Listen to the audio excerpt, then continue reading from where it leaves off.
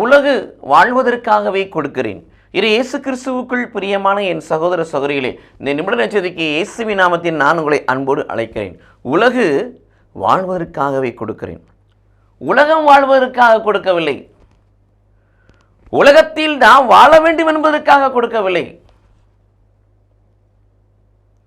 உலகத்தில் இருக்கிற நாம் அவரில் நிறைவாக வாழ வேண்டும் என்பதற்காக கொடுக்கிறார்.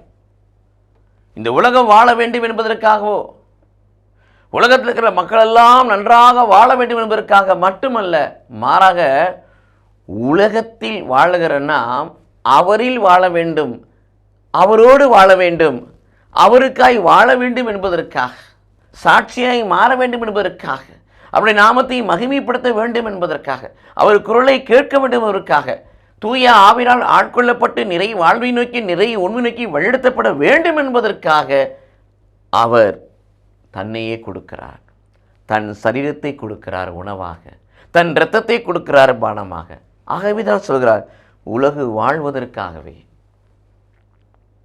ஒரு மனிதன் பரிசுத்தோடு ஆணுடைய சரீரத்தையும் ஆணுடைய இரத்தத்தை உட்கொள்கின்ற போது அவனுக்குள் வாழ்வு வருகிறது. யோவான் நற்செய்தி 6ஆம் அதிகாரம் 51 முதல் 54 வரை வாசிக்கின்ற பொழுது, என் சதையை தின்று இரத்தத்தை குடித்தால் ஒழிய உங்களுக்குள் உயிர் இல்லை என்று சொல்லுகிறார். உயிர் இருந்தால் தானே வாழ்வு. அந்த உயிரை கொடுப்பது இயேசு கிறிஸ்துவின் சரீரம், இயேசு கிறிஸ்துவின் இரத்தம். அதெல்லாம் நமக்கு வாழ்வு.